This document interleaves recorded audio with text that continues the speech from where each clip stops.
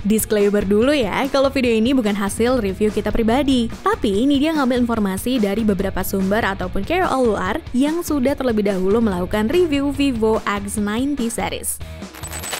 Pembahasan kita mulai dari yang paling murah dulu kali ya, yaitu Vivo X90 versi reguler. Secara spesifikasi, dilansir dari channelnya Hans Tech Talk, Vivo X90 ini menggunakan chipset Dimensity 9200 dengan konfigurasi RAM 8-12GB dan storage 128-512GB. Punya layar AMOLED 120Hz, kamera utama 50MP Zeiss T-Star, baterai 4800 mAh dengan daya charging 120W, serta sudah punya sertifikasi IP64 waterproof. Untuk desainnya, Vivo X90 masih mempertahankan material kaca dengan finishing matte yang secara sekilas akan bikin beberapa orang menganggap kalau bodinya ini dari logam dan bukan dari kaca karena menggunakan matte finish. Build quality-nya juga termasuk kokoh loh, even kalau coba dibandingin sama versi X80 Pro. Hal yang paling menonjol terlihat sebenarnya adalah dari sisi upgrade desain modul kameranya nih, yang menurut media sih looks-nya jadi lebih premium ya daripada versi X80. Pindah ke bagian depan,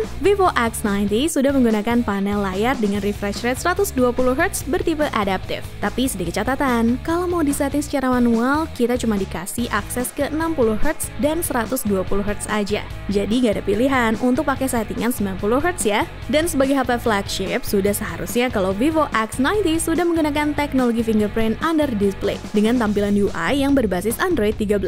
Selain upgrade dari sisi desain, hal yang ternyata jauh di-upgrade oleh Vivo ada di teknologi pengisian dayanya. Dimana kalau sebelumnya X80 cuma dikasih kepala charger 80W, sekarang di Vivo X90 udah 120W nih price bukannya. Ini nggak gimmick ya, karena udah dibuktiin mampu ngecas 0-50% selama 8 menit aja, dan sampai full 100% dalam waktu 26 menit. Secara benchmark, untuk versi 8/128GB bisa menghasilkan skor Antutu mencapai 1,1 jutaan poin. Sementara di 3D Mark Wildlife Extreme menghasilkan skor 3.617 poin. Terus untuk versi 8/256GB hasilnya sedikit lebih tinggi, di mana skor Antutunya mencapai 1,2 jutaan. Sedangkan pas dites pakai 3D Mark Wildlife Extreme Stress Test bisa menghasilkan Best Loop Score 3.630, Lowest Loop Score 3.527 dengan stability 97,2%. Performanya tersebut pun bahkan langsung dibuktikan oleh tim Gizmo China dengan memainkan game Genshin Impact di settingan highest 60fps. Hasilnya, Vivo X90 mampu dimainkan dengan stabil di kisaran 58fps. Namun dengan risiko suhunya naik hingga mencapai 45 derajat Celcius. Pindah ke pembahasan kamera yang memang selalu jadi nilai jual utama Vivo X series. Nih dia pribadi lebih meng-highlight dari sisi fitur barunya, yaitu Zeiss Natural Color. Buat yang belum tahu, fitur ini tuh bisa memberikan efek foto jadi lebih natural dibandingkan dengan karakter warna vivid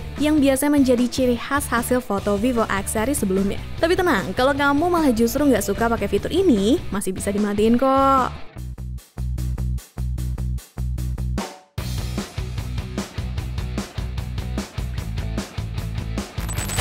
Setelah ngebahas versi terendahnya, nggak afdol ya kan kalau nggak bahas versi tertingginya, yaitu Vivo X90 Pro Plus. Meskipun chipset yang dipakai HP ini sedikit beda, karena Vivo X90 Pro Plus ini pakai Qualcomm Snapdragon 8 Gen 2. Tapi entah kenapa hasil benchmarknya masih ada di angka yang sama. Skor Antutu yang dihasilkan ada di kisaran 1,2 jutaan poin juga. Namun sayangnya, pas dicek pakai 3D Mark Wildlife Extreme Stress Test, entah kenapa stability yang didapat justru lebih rendah, yaitu 93%. Meskipun ya skor yang dihasilkan sedikit lebih tinggi ya. Overall memang si Vivo X90 Pro Plus ini lebih proper secara spek di atas kertas. Mulai dari finishing desainnya yang lebih premium, plus casing yang gak kalah premium juga. Bisa dipakai main Genshin Impact yang sumpah lancar banget, meskipun di settingan rata kanan highest 60fps. Sampai hasil foto kameranya yang bisa dibilang masih bisa bersaing dengan iPhone 14 Pro Max dan Samsung Galaxy S22 Ultra. Bahkan nih, dia juga sempat nonton kalau channel Barry Johnson berani mengklaim kalau kamera Vivo X90 Pro Plus ini bisa mematikan dan menggantikan posisi kamera mirrorless kelas entry level loh.